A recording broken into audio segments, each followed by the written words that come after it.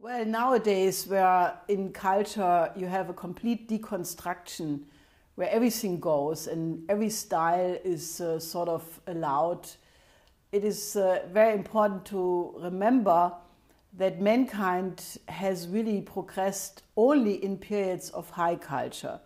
And there I would, not to totally exclude other developments, but I would highlight three major periods. One, the Greek classical period, which was the cradle of European civilization.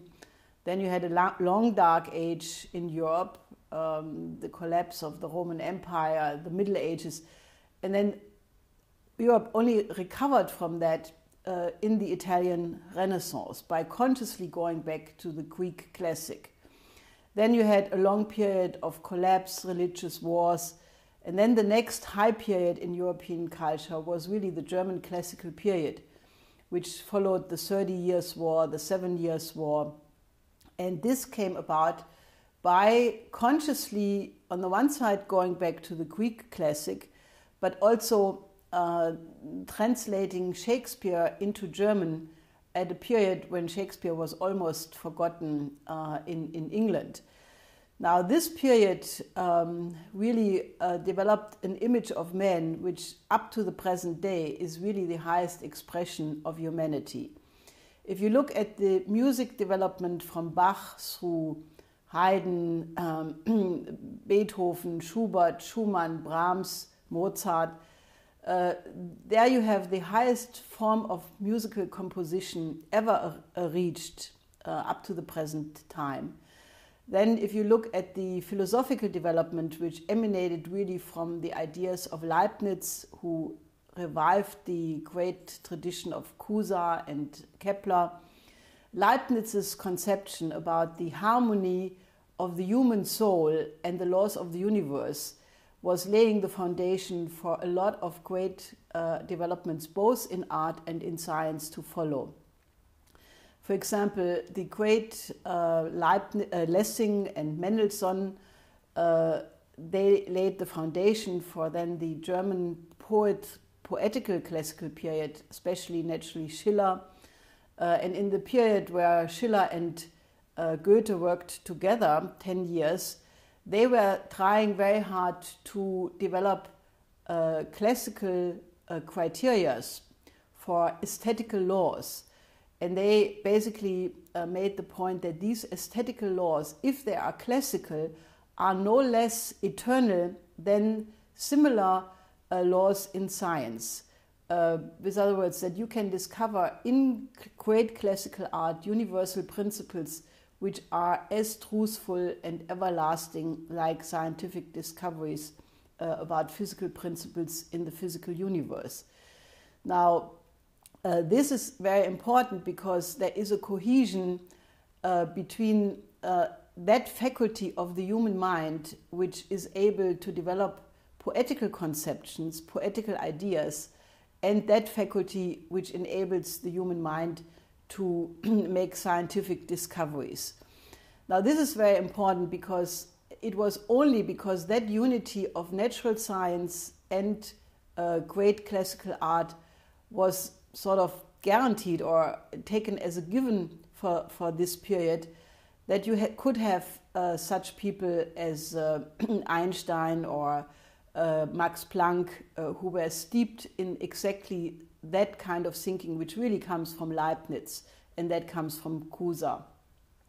So in a certain sense, looking at the ideas which were developed then is really extremely important for us today if we want to come out of this present dark age.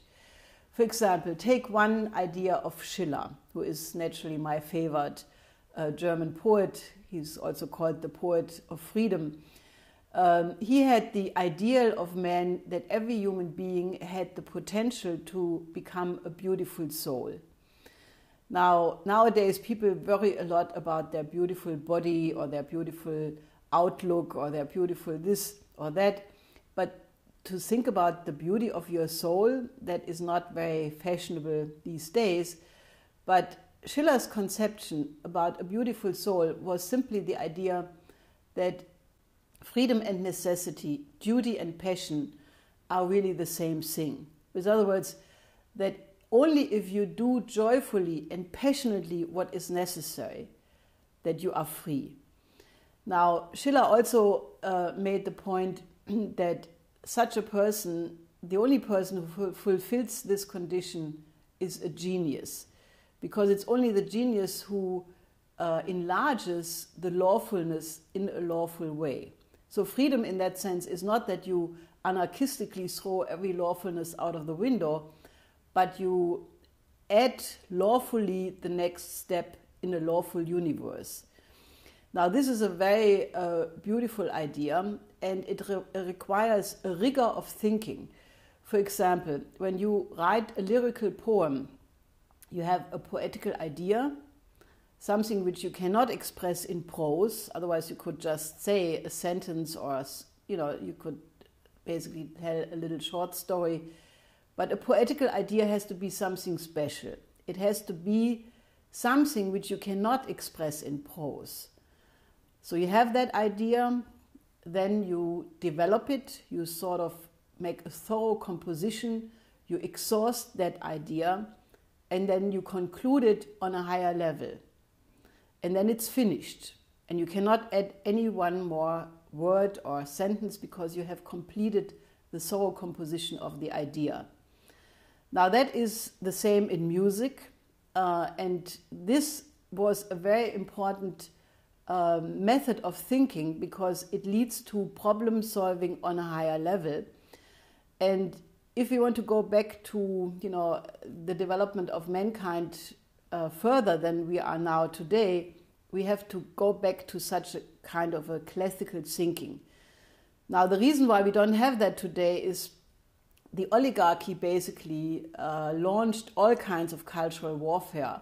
The first one was naturally the Romantic movement, which said there is no beginning, no end. You cannot differentiate between day and dream. Everything goes on forever, sort of like the beginning of modern telenovelas or modern talk shows. Then you had a lot of other attacks on the classical method, especially later then naturally by the Frankfurt School, the Congress of Cultural Freedom, because the oligarchy realized that if you have the majority of the population steeped in classical culture, they are free because they are inner directed, they love beauty, they love truth, and they can think themselves. And that is actually what the oligarchy always was afraid of. As a matter of fact, this German classical period, which you had, both in music but also in literature, in poetry, was really a potential threat to the dominance of the oligarchical system over Europe. Because Schiller, who was the beloved poet of this period, he had this idea that every man can become a genius. Every human being has the potential of, becoming totally unique and contributing something absolutely unique to human civilization. And one of his best friends, the very famous Wilhelm von Humboldt, who is famous because he developed the education system which is named after him, the Humboldt education system, which was, by the way, extremely influential in the development of America in the 19th century. He turned the image of man by Friedrich Schiller into an educational system. And he basically said that the aim of education is not the specifics you learn, because if you learn the method of learning, then you can add later on in your life whatever area of knowledge you want to add. But the aim of education is the beautiful character. Now, how do you accomplish that, to make a pupil, to turn a pupil into a beautiful character? Well, Humboldt maintained that you need certain areas of knowledge above all others to accomplish that. The first being the total command of your own language in its highest expression, namely in the classical poetry, because it's the poets who have enriched the language by more beautiful metaphors, by more beautiful conceptions of man. And you cannot think what you cannot express in your language. So therefore, the study of all the great poets and thinkers and philosophers of your own language is the most important. Then naturally, the natural sciences, geography, universal history, because only if you can locate your own identity in the long chain of generations of your entire nation and universal history, can you find your place of identity in such a way. So if that system of Humboldt, which he could only implement partially because he was education minister for a short period of time, but then was kicked out because Napoleon hated his guts, and he could only influence it to a certain extent. If that education system would have been implemented fully, well, oligarchy would have ended, because every pupil and every student would have had the chance to develop his or her fullest potential and would have eventually had the chance to become a genius. Now, obviously, another idea which Humboldt represented, which is also very important, which was the concept of the unity of research and teaching. He demanded that no professor should be allowed to teach who was not making discoveries himself, because as everybody knows, a teacher who is just repeating the same story for every year becomes stale, and the pupils generally lose interest in what he is saying. So to keep the excitement and the drive for more knowledge to ever deeper levels of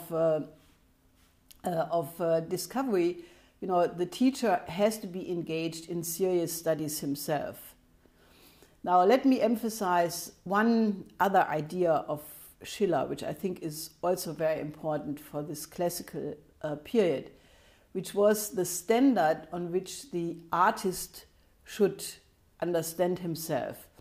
He said that because artists have, like no other individuals, the power to move their audience, that they should not dare to be in front of that audience if they have not ennobled themselves to be an ideal man, at least in the moment when they perform, recite, compose, or conduct, because they have to be on the highest level of mankind when they do that. And the only way how they can have a lawful, noble effect on the audience is if they only discuss universal ideas. So no arbitrary, no little subject, no day-to-day small talk should ever be the subject matter of great art, but it should be only those ideas which are universal and which are driving civilization forward. That is, the basic idea. And if you really master that, then in the realm of genius, there are all degrees of freedom possible.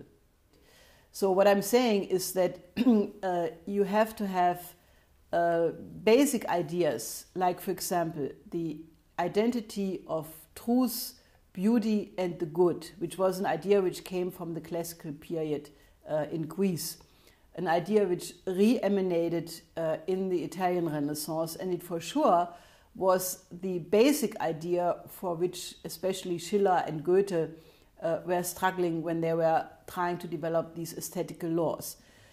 Schiller said in his letter exchange with another friend of his, Körner, where he also discussed the question of what is the criteria of if art is good, or if it's a good poem or good poetry. He said it has to be beautiful, and it has to uplift and ennoble the human beings. If it doesn't do that, if it's not beautiful, it's not good. And I think this is probably the biggest provocation to art today, because what is generally regarded as art today, for the most part, is just so ugly that I think all the representatives of the classical period would just not call it art, they would just call it an abomination.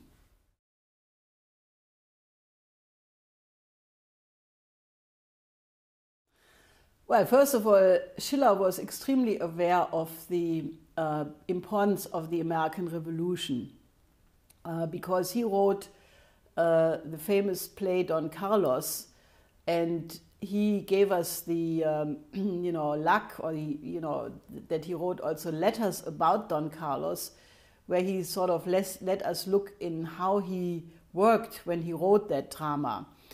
And there he said, when he wrote that, the subject of that drama was how to build the best state with the greatest freedom of the state and the simultaneous best development of all of its citizens.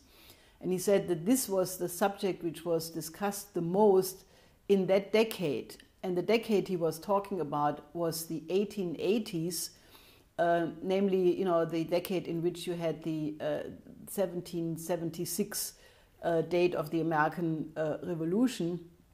And, so he sort of, was inspired by the freedom fight of the American Revolution when he wrote the Don Carlos.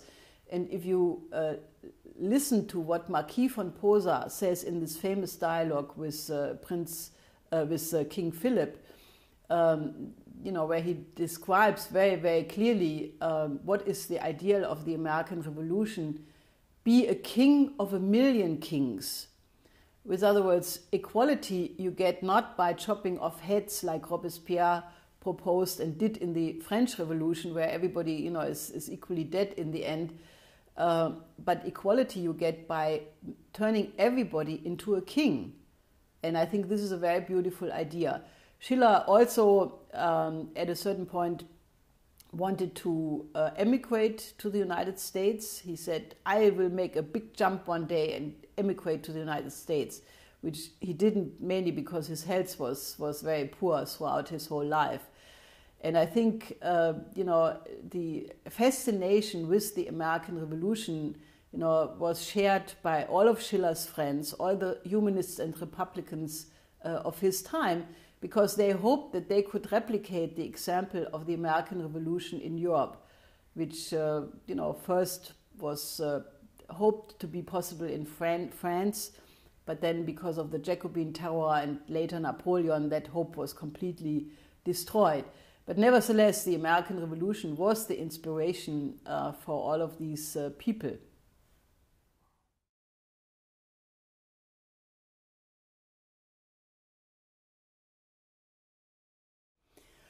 Well, one good entry point for sure are the historical dramas, where, if you read Schiller's dramas, first of all, he has written again something about the importance of the great historical drama and the stage, the great classical stage, where he says, if you present one of the great topics of mankind on the stage, where a great historical moment is presented, where you have depending on how the main figures act, you end up either in a tragedy for civilization, or you find a positive outcome of a historical period.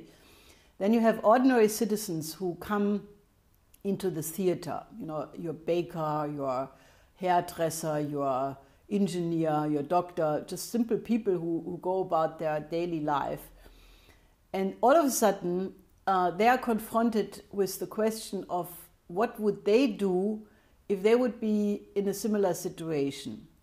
Would they be able to overcome the flaws of their period? Would they be an example and step out of the rotten culture in which they are in, and that way finding a solution? Or are they unable to break out and, basically it all ends in a tragedy?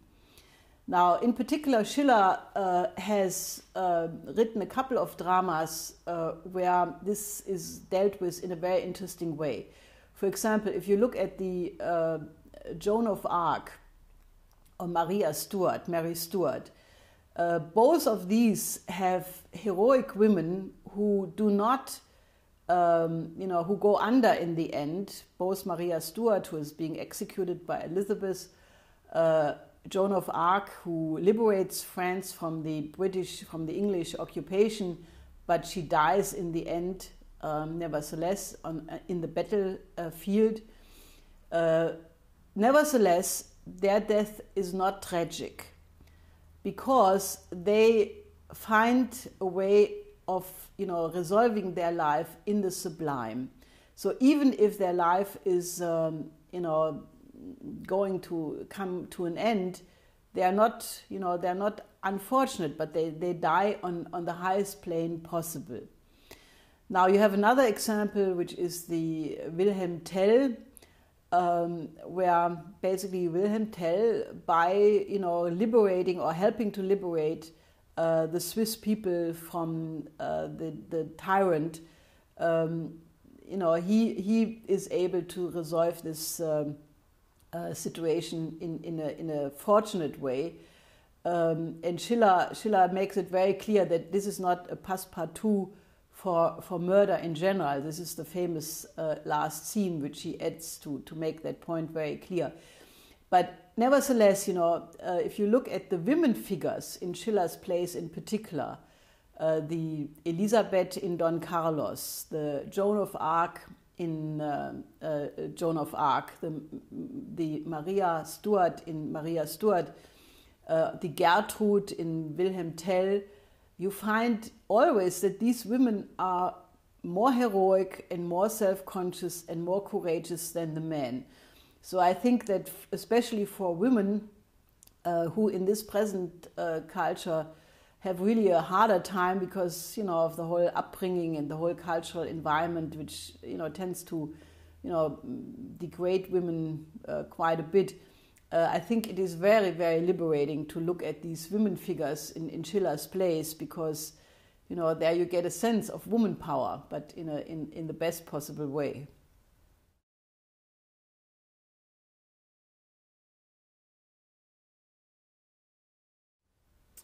Well, I think that notion of the sublime is really developed by Schiller in the highest way. I have not read any other author who had a clearer understanding of what that means.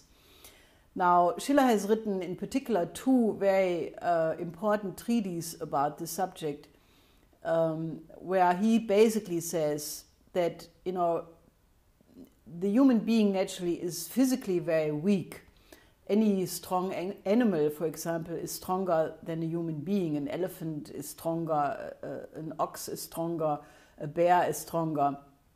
So if you look at a human being just from his physical nature, then he or she is taken over by fear very quickly, because if there is a threat to his physical existence, fear tends to take over. But fear also makes people unfree and turns them into slaves. So Schiller says you have to find your identity, therefore, not in your physical existence, but you have to locate your identity in higher principles, in eternal ideas, which are longer lasting than your physical life. And then he says, this does not give you physical security, because your physical body is still mortal and weak, but it makes you morally certain, and that way you become free. And I think this is a very important quality, because it's only this moral certainty, which liberates people. And that is also, why people can only accomplish anything in life if they have that quality. Take, for example, a scientist. Any scientist who makes a new discovery in the beginning is always alone. And normally, people don't respect it because they don't understand it. And he's like an ugly duckling for a certain period until this discovery is generally accepted. And that may take some time, sometimes decades or years. And that way you have to have that quality of inner certainty and moral certainty if you want to stick to your guns. And progress in human civilization would never have occurred if people who have made great discoveries would not have had that quality of the Sublime.